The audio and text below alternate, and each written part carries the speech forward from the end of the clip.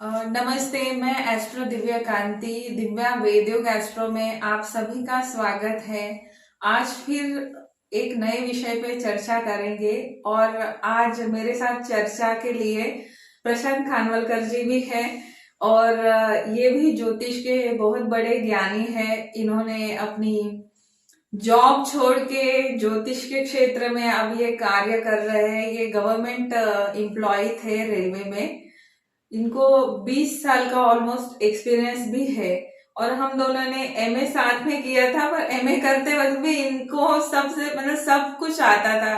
हर कोई इन्हीं से सलाह भी लेता था, ज्ञान भी लेता था।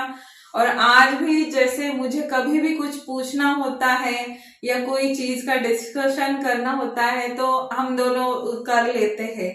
और ये काफी एक्टिव है, काफी आर्टिकल भी लिखते हैं और काफी कॉन्फ्रेंसेस भी अटेंड करते हैं। तो इसीलिए मैंने सोचा कि आज इनके साथ ही वीडियो में ही चर्चा करेंगे मेरे चैनल पे। इनको मानक उपाधि भी पीएचडी की मिली हुई है।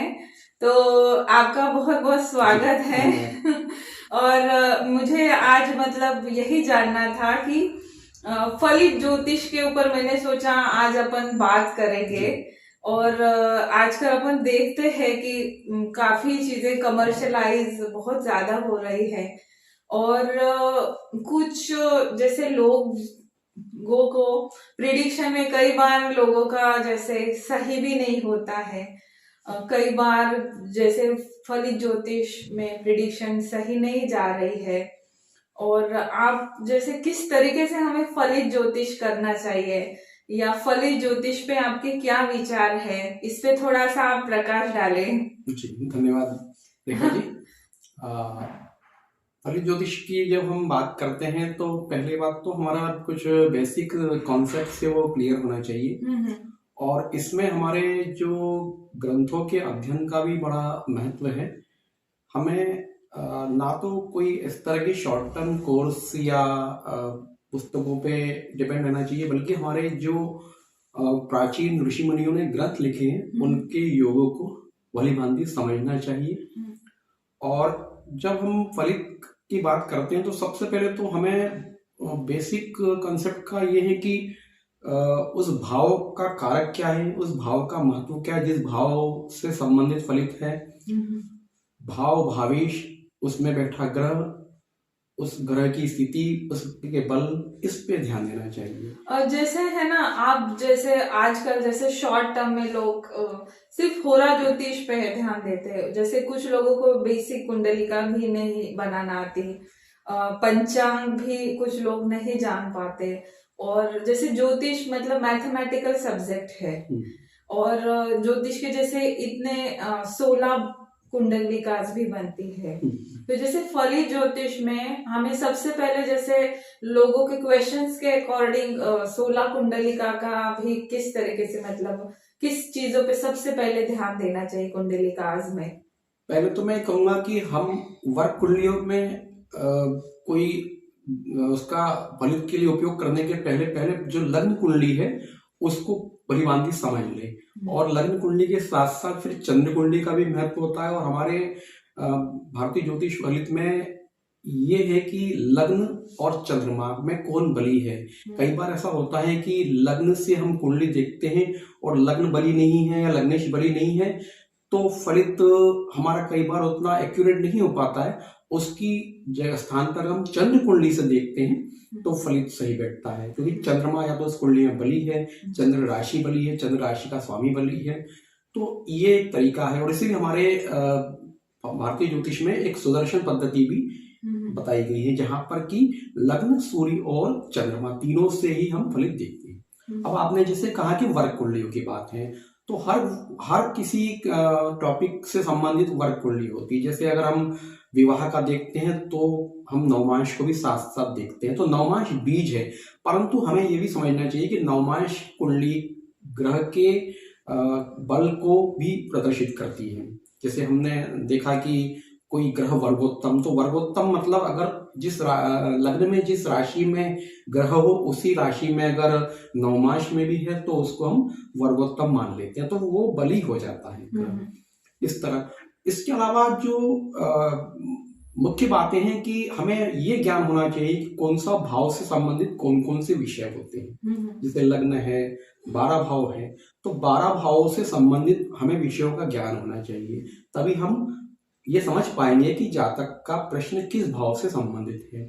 उसके अलावा ग्रहों का भी, कि ग्रह उस भाव में क्या फलित दे रहा है, उस राशि में उसका क्या फल है। तो कई बार क्या होता है, हम ये बेसिक कॉन्सेप्ट हमारा क्लियर नहीं होता और हम वर्ग कुंडलियों में चले जाते हैं।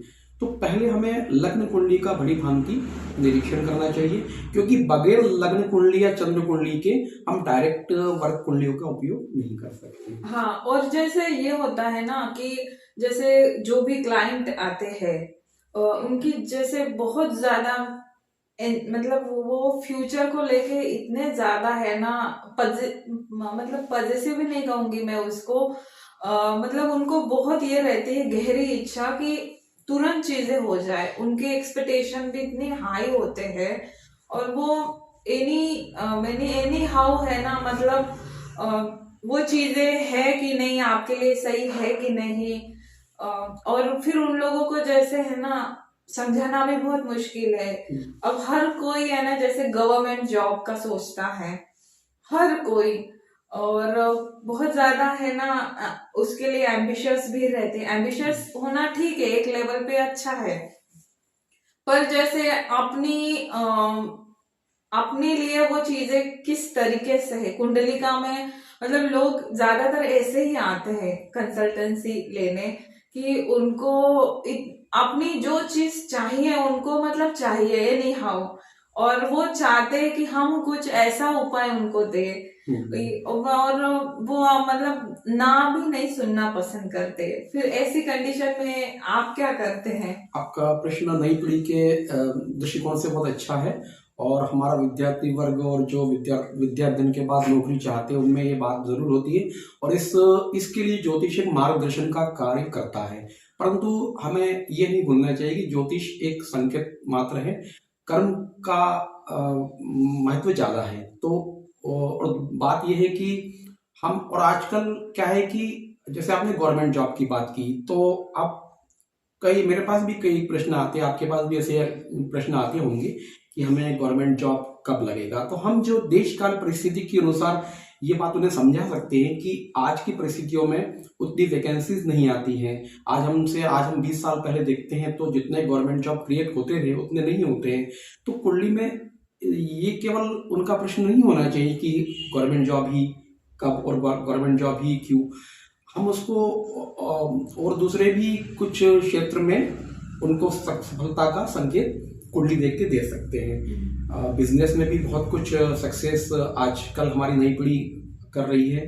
तो कुंडली में इसके लिए लग्नेश को भी देखना चाहिए, कर्म भाव के स्वामी को भी देखना चाहिए, कुंडली के लग्न, चंद्र और कर्म भाव के स्वामी के बल को भी देखा जाना चाहिए। और जैसे है ना कुछ मतलब एक तो जैसे है ना कि हमें कोई भी स्टोन दे दीजिए, कुछ पहनने को दे दीजिए, तो जैसे स्टोन का आपके मन में क्या मतलब, आपके इस तरीके से, क्योंकि कई ग्रंथों में जो है ना कई सारे विचार है स्टोन को लेके भी, तो आप किस तरीके से सजेस्ट करना चाहेंगे स्टोन पहना? कुछ लोग कहते हैं राशि के अनुसार, कुछ लोग कहते हैं योग कारक ग्रह प्लैनेट के अकॉर्डिंग, तो सबसे सही तरीका क्या है स्टोन का? रत्न पहनाने की जहाँ तक बात है, तो पहले तो ये हमें जातक को समझाना चाहिए कि कोई रत्न पहनने से आपके कर्म को करने के लिए में एक शक्ति प्रदान होगी, आपको उत्साह कर, परंतु कोई रत्न कोई चमत्कार नहीं कर सकता। तो कर्म तो आपको करना ही है।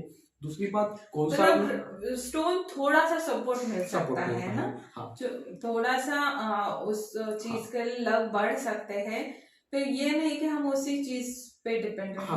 मतलब ज्योतिष में भी ये है कि कर्म आपको प्रॉपरली करना है, और तभी आपको फल मिलेगा, बिना उसके नहीं मिल सकता। और जैसे ज्योतिष का ये भी है कि देश काल परिस्थिति, बिल्कुल ज्योतिष तभी लागू होता है, जैसे ग्रंथों में तो कई ऋषि मुनियों ने पहले ही लिख दिया है कि देश काल परिस्थिति के अनुसार ज्योतिष फलित होगा। बिल्कुल। आप कहाँ जन्मे हो, आपकी घर की भी परिस्थिति उसमें मैटर करती है, और फिर आपके कर्म क्या है। तो कितने भी है ना, ये तीन चीजों को लेके ही हर किसी के प्लैनेट, जैसे एक समय पे लाखों लोग जन्म लेते हैं, पर देशकाल परिस्थिति अनुसार ही एस्ट्रोलॉजी का है ना इफेक्ट मानव जीवन पे हमें दिखता है। और जैसे कुछ लोगों का, मुझे मेरा ये भी क्वेश्चन था ईस्ट को लेके भी, मतलब ईस्ट हमें पांचवें घर से देखना चाहिए कि नवम घर से। पिता के लिए भी है ना, दो घरों का देखा जाता है, किसी में नवम भाव को देखा जाता है, किसी में दशम भाव को। तो ज्योतिष में जैसे कुछ विषय बड़े विसंगतियां है। मतलब विचारों पे निर्भर है, किसी जी। ने कुछ कहा है, किस आचार्य ने, कुछ लोगों ने बहुत ही विपरीत कहा है, मतांतर है। हाँ, तो आप उसमें आपका क्या मत है? अपने यहाँ पर बात की है तो इष्ट की, तो पंचम भाव से जनरली हमारे यहाँ ऐसा कहा गया है कि पंचम भाव के स्वामी ग्रह के देवता इष्ट हो सकते हैं, परंतु इसमें जो दूसरा भाव है वो नवम है, क्योंकि नवम भी हमारा धर्म का भाव है। तो पंचम या नवम में से आप चॉइस चूज कर सकते हैं। मतलब थोड़ा हमें भी फील होता है हाँ, ना इष्ट के बारे क्योंकि में, हमारा इंट्यूशन भी वो भी कहीं ना कहीं पंचम भाव से जुड़ा होता है, और इसमें पूर्व और जन्म और नवम पुनर्जन्म दोनों का भी पंचम और नवम से संबंध माना गया है। तो ये हमारे प्रारब्ध को सुधारने के लिए भी एक माध्यम है कि हम अपने इष्ट की आराधना करें। और अब आपने बात की जैसे पिता संबंधी भाव की, तो जनरली हम ये समझते हैं कि जैसे माता का भाव है वो चतुर्थ भाव होता है, सभी जानते हैं चतुर्थ भाव माता का कारक होता है, चंद्रमा भी माता का कारक है, और कालपुरुष की जो कर्क राशि है, चंद्रमा की राशि, वो भी चतुर्थ भाव भी है। लेकिन जब पिता के भाव की बात करते हैं तो थोड़ा सा विसंगति आती है। कुछ शास्त्रों में नवम भाव को माना गया, अधिकांश शास्त्रों में, लेकिन कुछ भाव में, कुछ शास्त्रों में दशम भाव को भी बताया गया है कि पिता को देखा जाना चाहिए। यहाँ पर जो मैं अनुभव से देखता हूँ अपने, तो मुझे ये लगता है कि नवम भाव को शास्त्रों में इसलिए कहा गया है क्योंकि भाग्य भाव भी नवम भाव है, और आज के जमाने में हम देखते हैं कि कोई बालक है, उसकी पिता माता बराबरी से उनके पालन पोषण में उनका रोल होता है। आज माँ भी एक गृहिणी कामकाजी महिला भी है। पुराने जमाने में क्या होता था कि पिता से ही भाग्य जुड़ा होता था, और हमारे घर का मुखिया और जो अर्निंग होती थी वो केवल पिता से ही होती थी। जी। तो शास्त्रों में कहा गया है भाग्य भाव को ही नवम भाव को ही पिता से नवम से जोड़ के देखा गया है, क्योंकि अगर वही भाव कमजोर होगा, भाग्य कमजोर होगा, तो पिता एक तरह से पर्याय हो गए वो एक दूसरे के। लेकिन यहाँ पर मुझे ऐसा लगता है कि एक जो 6-8 या वर्ष तक की स्थिति होती है, तब तक तो नवम भाव का महत्व आता है। उसके बाद जब बालक मेच्योर हो जाता है तो कहीं ना कहीं उसका दशम भाव उसके पिता के फलित के लिए एक्टिव हो जाता है, ऐसा मैं मानता हूँ। तो कुल मिला के इसमें मुझे ऐसा लगता है कि हम दोनों में किसी एक भाव को इग्नोर नहीं कर सकते। जब पिता से संबंधित हमें विचार करना है तो नवम दशम दोनों को ही देखा जाना चाहिए। और इतना ही नहीं, शास्त्रों में सूर्य से भी नवम भाव को बताया गया है। हाँ, तो निश्चित रूप से यहाँ कोई विरोधाभास नहीं है, सूर्य पिता का कारक है और सूर्य से नवम भाव भी है, लेकिन इसमें मतांतर है। और वैसे भी हम देखें अगर, तो एक इसमें बात ये कही जाती है कि चतुर्थ भाव माता का, जो चतुर्थ से सप्तम पिता हुआ, हाँ, दशम। अब ये, और दूसरी बात ये है कि पंचम भाव संतान का, तो नवम पंचम भी आपस में त्रिकोण, तो वो भी नवमी भी पिता का हुआ। तो शास्त्रों का जो निचोड़ है उसको हम देखें तो यही कहूंगा कि मतलब थोड़ा सा ये है कि देखना, हाँ, जब तक बालक अपरिपक्व होता है तब तक तो नवम भाव का महत्व ज्यादा है, उसके परिपक्वता के बाद में दशम भाव का महत्व बढ़ जाता है। और जैसे है ना 6-8-12 का, जैसे प्रिडिक्शन में 6-8-12 को बड़ा देखा जाता है, षडाष्टक योग का देखा जाता है, जैसे भाव से भाव षडाष्टक योग में 6, 8, 12 में, तो इससे आप क्या देखते हैं? मतलब आपका क्या है कि गलती मान, मतलब ज्यादातर ये है कि फल सही नहीं देगा। मतलब षडाष्टक योग में चाहे मैरिज में भी ये देखते हैं कि एक की राशि है ना, तो जी मतलब षडाष्टक को ज्यादातर या 6, 8, 12 तीनों भावों को गलती, उनका प्रिडिक्शन मतलब ये है कि सही नहीं, कि वो फल वहां पे सही नहीं देंगे प्लैनेट्स। तो फलित में जैसे कई बार है ना, अच्छे अच्छे प्लैनेट उस भाव में जाते हैं, तो फिर अपन को क्या ध्यान देना चाहिए उस समय फलित में? वैसे तो ज्योतिष में हर भाव का अपना महत्व है, परंतु ये बात सही है कि शास्त्र में 6 भरा को त्रिक भाव माना गया है। तो ये कहीं ना कहीं स्थान से मनुष्य को वंचित करते हैं। पर यहाँ मैं कहूंगा कि 8 हर भाव का अपना महत्व होता है। जैसे जैसे छठे भाव का हम कहें, तो अगर छठा भाव स्ट्रांग नहीं होगा तो आदमी को जॉब में प्रॉब्लम हो सकती है, लोन मिलने में प्रॉब्लम हो सकती है। क्योंकि आजकल हम देखते हैं कि कोई भी, चाहे आपको कोई वाहन लेना हो, मकान लेना हो, तो आपको ऋण चाहिए होता है, लोन चाहिए होता है। इवन बच्चे या हमारे जो हायर स्टडी के लिए भी स्टडी लोन लेते हैं, तो वहाँ छठे भाव का महत्व आ जाता है। इसके अलावा छठा भाव जॉब का भी संबंध है छठे भाव का। अब आप अष्टम भाव का भी इस तरह देखें तो अष्टम भाव के भी 2 पहलू है। अष्टम भाव तो मृत्यु का भाव भी है, आयु का भी भाव है। शनि अगर अष्टम भाव में होता है तो हम कहते हैं कि आयु ज्यादा है। जैसे जीवन में रुकावटें भी अष्टम भाव देता है ना। हाँ, ये बात तो है कि कहीं ना कहीं ब्रेक अष्टम भाव में ग्रह होने से उस भाव के फल का नाश होता है। और यह भाव से भी हमें देखना चाहिए कि जिस भाव का हम विचार कर रहे हैं उसको लग्न मान के उसके अष्टम भाव से उसका संबंध बन रहा है, तो कहीं ना कहीं इस भाव से संबंधित विषय की हानि हो रही है। हाँ, और अब लास्ट में मैं कुछ जैसे है ना फलित में, और आपको क्या लगता है किन चीजों पे हमें ज्यादा ध्यान देना चाहिए? क्योंकि जैसे ना एक आप जैसे साइकोलॉजी भी है, साइकोलॉजी का भी लोगों का, जैसे आज मैं उसी पे रिसर्च भी कर रही हूँ, तो मेरा दिमाग आजकल ज्यादा साइकोलॉजी में ज्यादा चलता है। क्योंकि मैं अपने थीसिस लिख रही हूँ। तो एक साइकोलॉजी के पर्सपेक्टिव से आप क्या सोचते हैं? मतलब कुछ जैसे लोगों के कुछ चीजों में साइकोलॉजी भी बन गई है। जब हम साइकोलॉजी की बात करते हैं तो सबसे पहले हमें ग्रहों में चंद्रमा को महत्व देना पड़ेगा, क्योंकि चंद्रमा अवचेतन मन का कारक ग्रह है।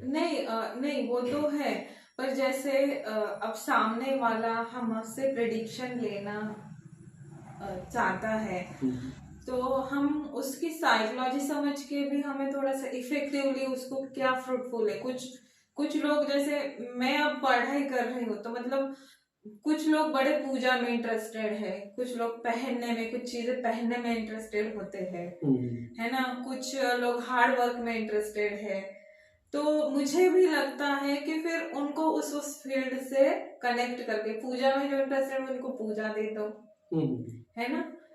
कुछ लोगों की साइकोलॉजी पहनने की है, उनको पहनने की पवित्र चीजें जैसे है ज्योतिष में, वो पहन सकते हैं, उससे भी उनको फिर इफेक्ट होगा। मतलब ये है कि हमें ये भी ध्यान देना है ना कि क्या क्लिक कर रही है क्लाइंट को बात, पॉजिटिव क्या कर रहे हैं, उसको किस चीज से खुशी मिल रही है, वो किस चीज से एक स्पिरिचुअलिटी से कनेक्ट हो रहा है। और ये है कि जैसे रोज रोज हम छोटे छोटे उपाय से कनेक्ट होके उससे साइकोलॉजी पॉजिटिविटी बढ़ेगी हमारे, तो कहीं ना कहीं हमारी पॉजिटिविटी भी काम कर जाती है।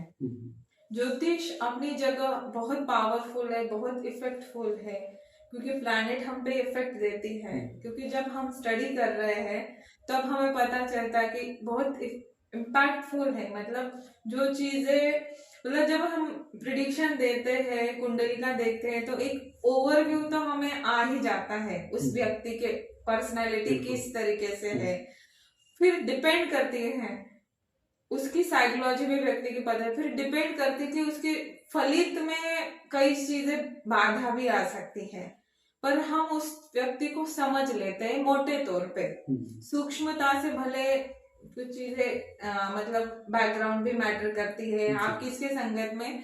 तो ये एक हमारा नॉर्मल डिस्कशन था फलित का, तो आप ही ये समाप्त करते हैं। Thank you so much. Thank you.